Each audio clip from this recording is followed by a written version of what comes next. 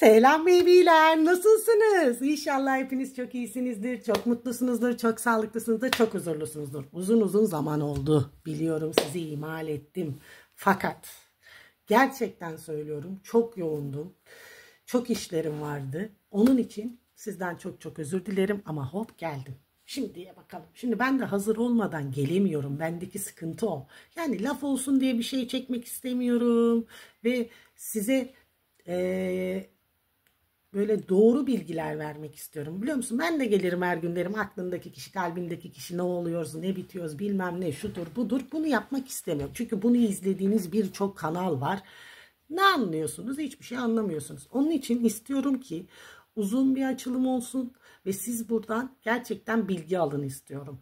Aynı zamanda da tabii ki ufak ufak böyle sizin hayatınıza da dokunuşlar yapmak istiyorum. Hem de sizi şifalandırmak istiyorum. Hem de sizi enerjimle iyileştirmek istiyorum.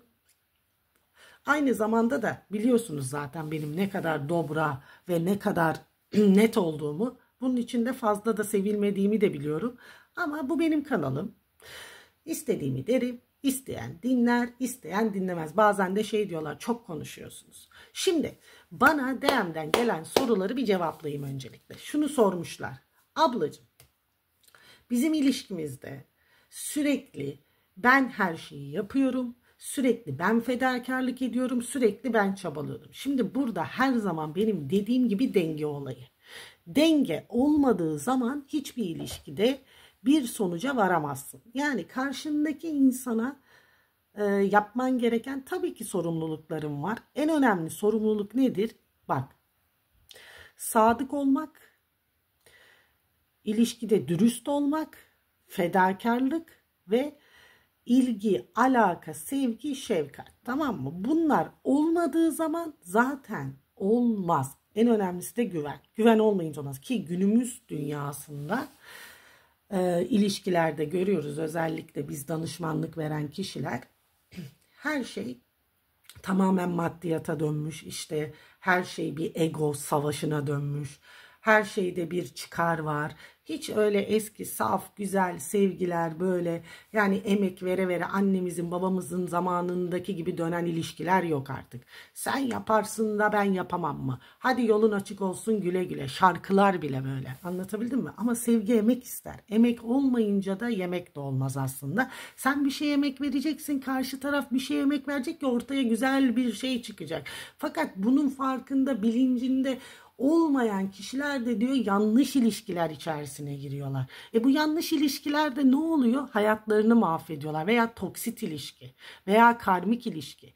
Ondan sonra işte ben sevilmedim, depresyonlar, sıkıntılar, ondan sonra kendilerine zarar vermeler, manevi çöküşler, maddi çöküşler, bunları yaşıyorsunuz. Ve ne yazık ki şimdiki nesildeki gençler, özellikle beni dinleyen gençlere sesleniyorum. Çok her şeyi çabuk tükettikleri için, tamam mı, sıkıldıkları için, yani bunu bir elindeki telefon markası gibi görüyor ilişkiyi veya yaşadığı aşkı.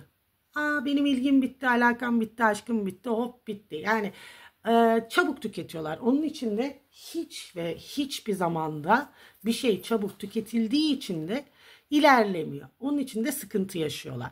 Benim burada demek istediğim şey, her şey şirit und şirit, yani adım adım ilerler. Sen karşındakinin sevgisinden, ilgisinden, sana olan saf duygularından ve yaptığı fedakarlıklardan eminsen, tamam mı?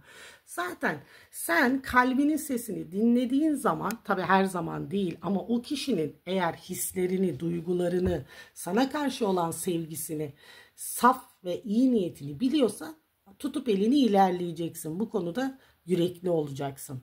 Bu arada da gözlemleyeceksin yani neyi nasıl yaptığını tabii ki de. Ama işin içinde üçüncü kişiler varsa, sen evlisen, o evliyse, zaten siz baştan ilişki içerisine girdiğiniz anda karma yaratarak girdiniz zaten. Anlatabildim mi? Yani bu ilişkinin nereye gideceğini, ne olacağını baştan belirliyorsunuz zaten. Onun için de diyor size bu tarz, ben her zaman diyorum yani, ilişkiler içerisinde olmaktan kendinizi koruyun. Ne yazık ki böyle olmuyor ama yani bu aşk diyorsunuz bana. İşte sevgi diyorsunuz. Sevgi, aşk bu değil arkadaşlar, tamam mı? Bir adam veya bir kadın iki kişiyi sevme gibi bir durumu olamaz. Yani birisinden muhakkak bir çıkarı vardır ki onun hayatında o yer alıyordur. Hani evliliğinde maddiyatı gitsin istemiyordur. Çocuklarınla ayrı olmak istemiyordur bir erkek. Bir yandan da diyordur bu da yanımda olsun, aşkımı sevgimi yaşayayım diyordur. Bu şekil ilerliyordur. Her zaman diyorum size, yani bir düşünün ki bir tarla, tamam mı? Bu tarlanın veya bir arsa düşünün, arazi düşünün veya bir ev düşünün. Bunun tapusu kardeşim başkasına ait. Sen istediğin kadar buraya ev yapmaya çalış. Bu ev muhakkak ilahi kanal tarafından yıkılır veya senin hayatında bir karma yaratırsın. Seni zaten bak her zaman şu şöyledir. Bir kadını bir erkek aldatıyorsa seni de aldatacaktır. Bu nettir bak. Tamam mı? Onu sen yaşamadan ölmezsin zaten. Veya bir kadın erkeğini aldatıyorsa, kocasını aldatıyorsa, sevgilisini aldatıyorsa o anda bak, aldatmak demek yatmak kalkmak o bu değil. Sosyal medyadan takipleşmek, beğenmek, işte gözünün kayması, her şekil yani sen evliliğine, ilişkine sahip çıkmayıp orada bir kanal açıp, tamam mı? Oradan dalıyorsan ve gevşek davranıp da senin hayatına böyle erkeklerin veya kadınların gelmesine izin veriyorsan, o zaman sen kusura bakma, oran oynuyor, buran oynuyor ve sen bir kendine karma yaratıyorsun. Onu da çekmek zorundasın. Her kim ne yaşatırsa onu yaşar. Bunu unutmayın. Şimdi konuştuktan sonra DM'deki sorulara da cevap vermiş oldum böyle. Şimdi arkadaşlar, ben ne açılımı yapacağımı bilmiyorum, tamam mı? Ama aklımdaki kişi, kalbimdeki kişi yok, yanımdaki kişi, sağımdaki kişi demeyeceğim. Tamamen bana neyi anlatıyorlar, kime anlatıyorlarsa, kiminle enerjim tutuyorsa konu yok burada. Ne zaman bu videoyu açarsanız, karşınıza çıkarsa, denk gelirse aldım, kabul ettim dersiniz. Kendinizi uyana alırsınız, uymayanı da evrene yollarsınız. Bakalım bana ne söyleyecekler. Ben de size anlatacağım. İlk önce enerji kartlarıyla bir sizin enerjinize bakmak istiyorum. Nasıl bir enerjidesiniz öncelikle? Niyet ediyorum ilahi kanaldan doğru bilgileri almaya deyip şifa olsun diyelim ve başlayalım. Tamam mı? Bir bakalım nasıl bir enerjidesin, sen kimsin? Aslında sen kumral veya sarışın biri bayansın, aynı zamanda yaşında genç, senin daha henüz diyor, böyle daha 30'lara bile varmamışsın diyor, çok iyi niyetlisin diyor, bu iyi niyetini diyor suistimal eden bazı kişiler olmuş diyor hayatında. Sen o kadar diyor yüksek bir enerjiye ve benliğe sahip birisin ki diyor, hem kalbin temiz, hem şifacısın diyor, hem niyetin iyi diyor, fakat senin bu iyi niyetini karşı taraftaki kişiler kötüye kullanıyor. Buradaki durum o. Fakat sana diyor ki boyut ilerleyeceğin bir ruhsal durumdasın. Çünkü senin ruhun kutsal diyor sana burada. Bir kere bunun farkına varman gerekiyor diyor. Şimdi yeryüzünde bir sürü şifacılar var ama ne şifacısın, nesin, hangi boyuttasın, sen ne için geldin bu dünyaya, ne yapmaya geldin? Önce bunu sorgularsan, tamam mı? Seçilmiş insanlarız bizler mesela. Yani bunların farkında olursan, kendini de o konuda geliştirtirsen de çok güzel şeyler yapabilirsin.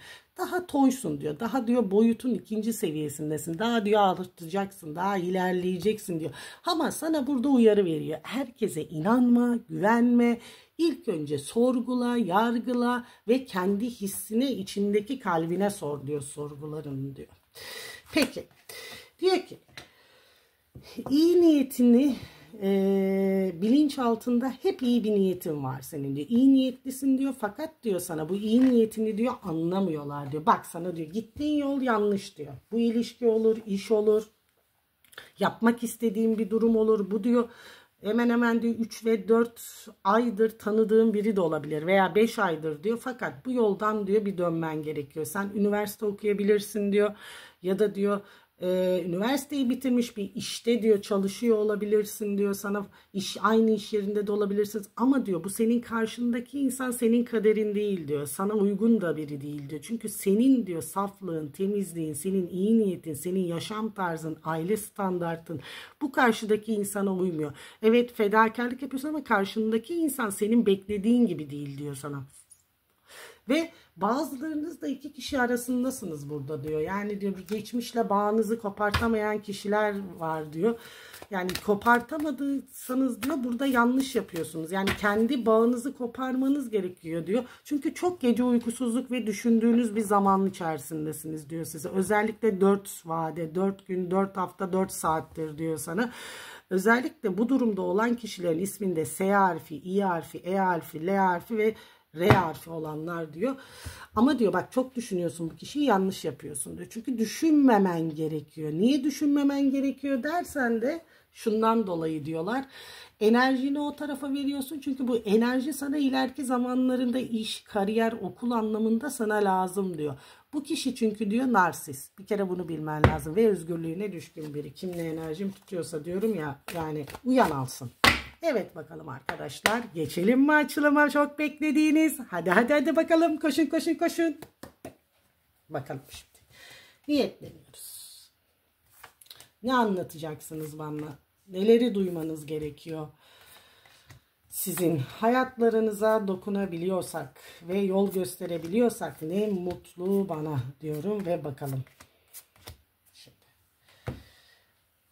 Yalnız burada bir üzgün bir enerji var. Tamam mı?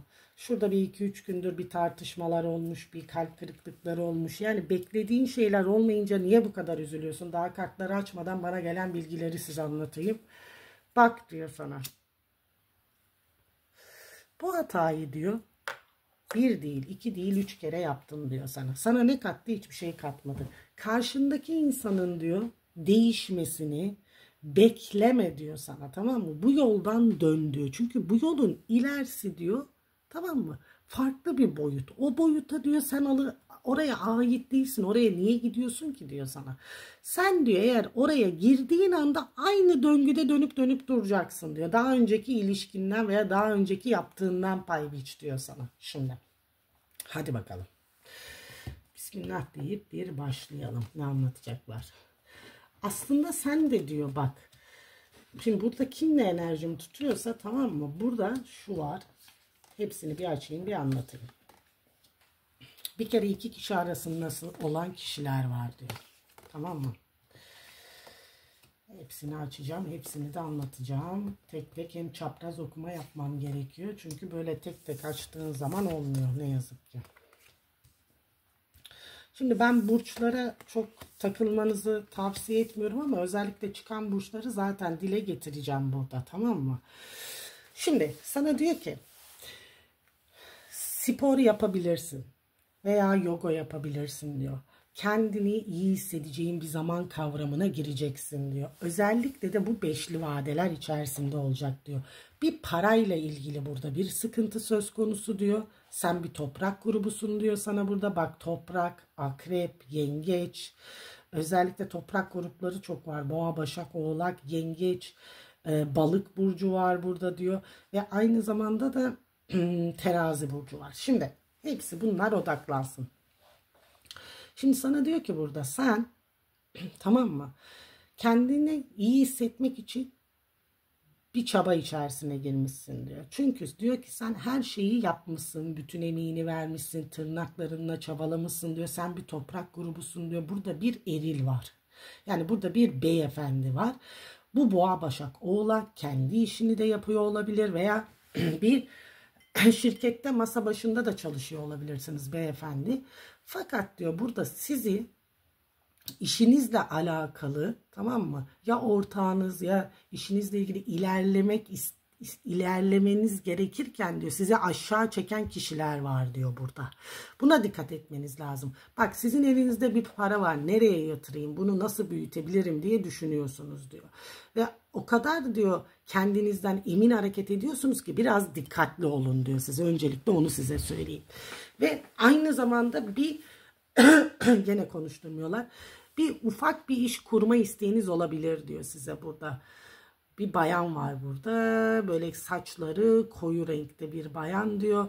Belki diyor 2 yıldır diyor sen diyor bu düşünce içerisindesin ama karar veremiyorsun. Böyle mi yapayım, böyle mi yapayım diyor. Ama sana diyor ki sen diyor 2. aydan sonra ne yapman gerekiyorsa yapacaksın. O zaman önün yolun açılacak senin diyor. Bir İşle ilgili de deniliyor. Burada bir değişiklik söz konusu diyor. Yani burada ani bitişleri gösteriyor. Aniden diyor bir iş değişikliği yapabilirsiniz, bir karar alabilirsiniz diyor.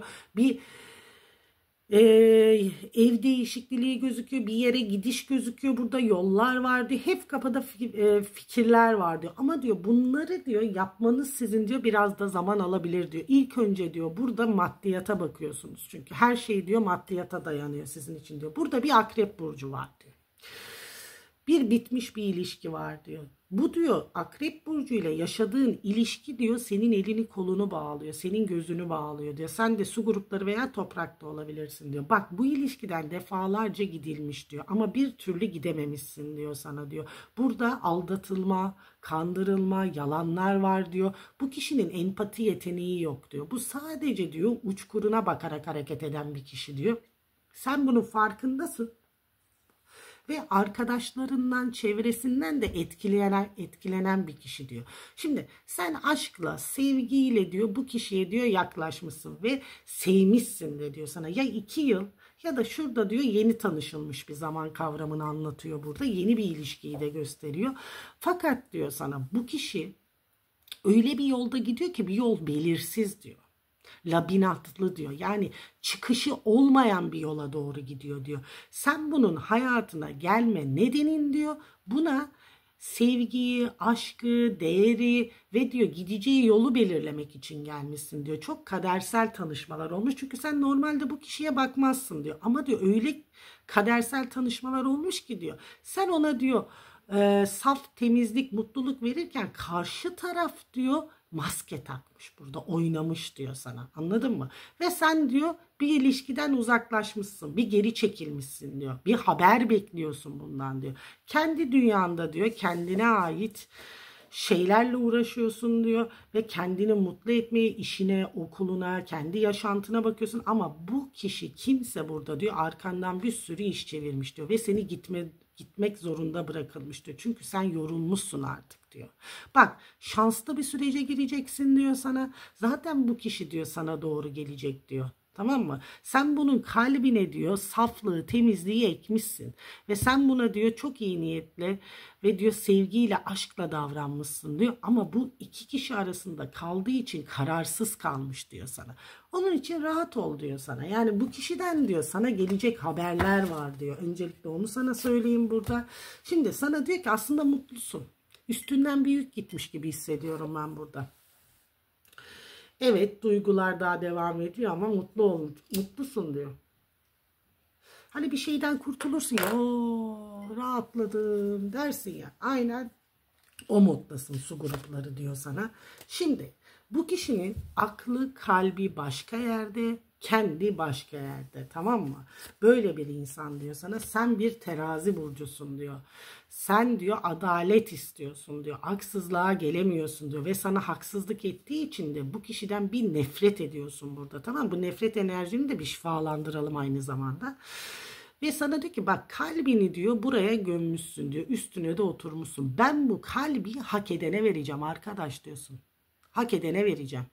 Benim kalbimi hak edecek kişi daha benim karşıma çıkmadı diyorsun. Ve hislerin de kuvvetli. Sen bir kendi gibi hava grubu ikizler terazi kovayla diyor. Bir yüzleşmen bir tanışman var. Senin diyor evliliğin diyor tamam mı? Bir hava grupları biriyle olacak veya toprak elementi diyor sana. Burada diyor haberin olsun tamam mı? Kim ne enerjim tutuyorsa. Şimdi sen bir bak terazi burcu diyor bir aslan burcunu arkada bırakmışsın diyor. Veya aslan burcu da bir hava burçlarını arkada bırakmış olabilir. Ama daha tam bırakamamışsınız diyor. Geçmişteki enerjinizi diyor daha yarınız orada diyor sizin.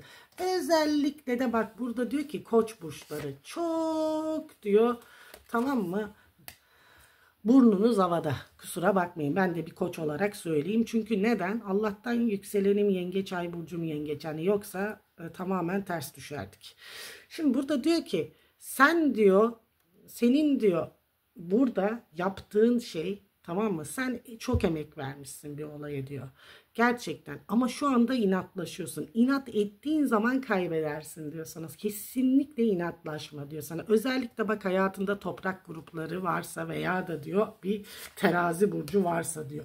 Şimdi senin gizlediğin, sakladığın şeyler var diyor Koç burcu. Niye böyle yaptın diyor sana. Sen diyor niye kandırdın, niye aldattın, niye diyor bu karşındaki insana diyor dürüst olmadın. Aslında yapı olarak diyor bir şeyi diyor gizlemezsin, saklamazsın, pat diye söylersin normalde diyor. Ama senin bu diyor arkadan çevirdiğin işler ortaya çıkabilir. Dikkat et diyor sana. Şimdi sen diyor dipsiz bir kuyunun içerisine girmişsin sanki diyor. Yani bu diyor özellikle, yani ben nasıl hareket edeceğim, ne yapacağım bilmiyorum diyorsun. Duygularını arka plana atmışsın ama bu işin içine girmem mi gerekiyor, girmemem mi gerekiyor diyorsun. Tamam mı? Bu bir iş olabilir, bir maddiyat olabilir veya bir ilişkinin artık sonu geldi senin için diyor. Burada diyor bir bitiş olacak diyor ve bu bitiş olduktan sonra da diyor sen diyor bir şeylere çok pişman olacaksın. Bak diyor Koç erkeği. Çok güzel manipüle edebiliyorsun karşındakini. Çok güzel oynuyorsun diyor. Tamam mı? Bir elinde bir satranç var diyor. Fakat diyor sen bu oyunları kurarken şunun farkına varmıyorsun diyor. Sen mantık ve diyor zekanla hareket ederken karşı taraftakiler diyor tamamen duygularınla hareket ettiği için diyor. Fakat sen karşındaki kişiyi diyor ulaşamayacak bir yıldız gibi görüyorsun diyor. Çünkü neden? Gerçekten senin için değerli olsaydı sen bunun için bir emek gösterirdin diyor. Rahatını bozmak istemiyorsun diyor sana. Ama burada diyor karma yaratıyorsun diyor. Bir dörtlü bir ilişki var burada. Şimdi burada diyor evli olanlar da var. Aynı zamanda bekar olanlar da var diyor. Kendinizi uyana alın. Fakat bir eğlenceye, bir yere katılabilirsiniz diyor. Arkadaşlarınıza çok önem gösteriyorsunuz diyor. Ama siz arkadaşlarınıza sınır koymadığınız zaman özellikle ateş grupları için diyor ki bunlar senin hayatına çok müdahale ediyor diyor. Şimdi sana diyor ki aileyle ilgili şifalandırman gereken bazı durumlar var diyor. Bu diyor durumlar çocukluktan kaynaklanıyor diyor. Bazı travmalar söz konusu. Onun için de diyor ilişkilerde diyor başarılı olamıyorsunuz diyor. Size diyor ki bazı yapılmış negatif enerjiler de var diyor ve bu negatif enerjilerin farkındasınız. Çünkü baş ağrısı oluyor diyor ve sürekli diyor siz diyor uykusuzluk yaşıyorsunuz, boyun, bel, sırt ağrıları diyor ve saç dökülmeleri olabilir diyor. Aynı zamanda da diyor sürekli kafanızın içerisinde diyor bir sesler diyor size. Bu durumdan diyor anlayın ki diyor aileden birileri, bu sizin eşiniz olabilir veya kendi ailenizden birilerinin diyor size yaptığı negatif enerjileri anlatıyor. Peki özellikle toprak burcu kadınlara diyor ki Boğa, Başak, Oğlak diyor. Şimdi diyor sen diyor bir yatırım yapıyorsun. Ya bir diyor altın kenarıya koyuyorsun ya diyor maaşından diyor bir kenara bir şeyler koyuyorsun. Ufak ufak biriktiriyorsun diyor. Çünkü senin yapmak istediklerin var diyor burada ve hedefine de ulaşacaksın diyor sana. Şimdi burada bir nişan, bir söz, bir evlilik teklifi gibi bir durumlar var diyor sana. Fakat yani bu durumu bir nişan atma, bir söz, bir böyle evlilik aşamasına gelip de üçüncü kişilerden dolayı acı çekerek haksızlığa uğrayan ve ayrılan kişiler de var. Tamam mı? Bunlar için diyor ki bak bu kapıyı kapa bebeğim diyor. O anahtarı da askıya al diyor. Çünkü diyor bu kapının kapanması gerekiyordu. Sana daha iyisi, daha güzeli sunulacak diyor. Tamam mı? Ve sen diyor ilerledikçe, başarılı oldukça diyor senin hayatından giden kişiler diyor çok pişman olacak. Zamanında nasıl senin elini kolunu bağlamıştı diyor. Sen de başarılı olarak ve yolunu çizerek ve ruhsal sağlığını düzelterek bunlara aynı acıyı yaşatabilirsin diyor sana.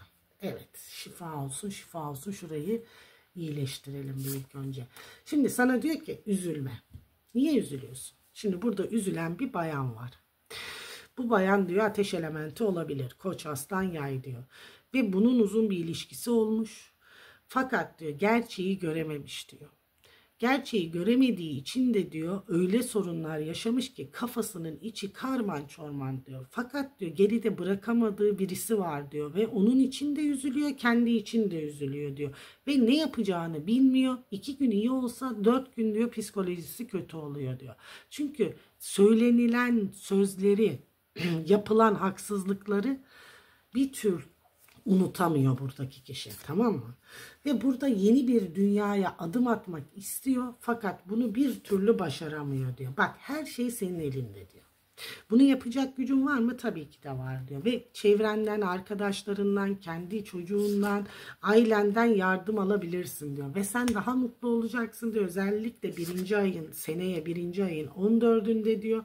Ve o kişi diyor senin hayatına diyor zarar veren, senin hayatına diyor kıymet vermeyen narsist kişi tekrar seni merak edip diyor tekrar bir diyor hayatına diyor adım atmak isteyecek. Fakat sen burada diyor öyle bir sınır koyup öyle bir arkanı döneceksin ki diyor. Bak burada ya arkadaşın ya kızındır, tamam mı? Ya çocuklarındır. Sen bunları diyor hayatına alıp bunlardan destek görüp arkanı dönüp gideceksin diyor. Çünkü karşıdaki insan ne istediğini bilmiyor diyor. Ve senin diyor bundan diyor bir maddi bir durumun olmuş. Ya para vermişsin ya para almışsın onu düşünüyorsun. Onu yapmayı düşünüyorsun diyor sana. Ama bu kişinin sana duyguları var mı? Var. Seni seviyor mu? Göya seviyor. Bana göre sevgi bu demek değil. Ama bu seviyor mu? Kendince seviyor. Ve sen zaten bunun sevgisine inanmıyorsun artık. Diyorsun sevseydi bu bunu yapmazdı diyorsun. Şimdi böyle bir durum içerisinde olanlarınız varmış, tamam mı? Ve aynı zamanda da size diyor ki bakın burada hayatında kimse olmayan kişiler diyor. Biraz kendinizi bir dinlenmeye çekmeniz lazım diyor. Biraz böyle ruhunuzu iyileştirmeniz lazım. Ruhu iyileştirmek ne demek biliyor musun diyor. Bak ben sana bir anlatayım bunu. Bu tamamen meditasyon yapabilirsin, kendinle baş başa kalabilirsin, kendini iyileştirmek için doğalla zaman geçirebilirsin ve aynı zamanda sana diyor ki enerjini yükseltmek için diyor sana ne iyi geliyorsa onu yapabilirsin diyor.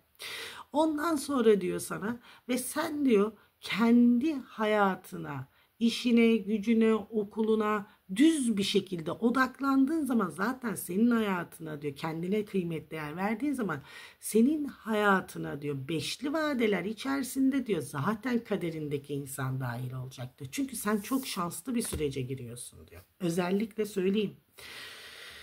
Koç, terazi, oğlak, yengeç ve burada boğa ve başak burçlarını gösteriyorlar. Çok şanslı bir sürece giriyorsunuz diyor.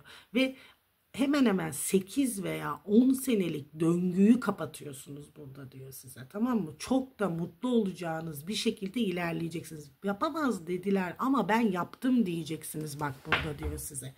Evet aldım, kabul ettim, aldım, kabul ettim diyelim. Peki şimdi ben bir kartlarımı toplayayım. Şimdi gene de merak ediyorsunuzdur ya bu aklınızdaki ki Denyo var ya Denyo.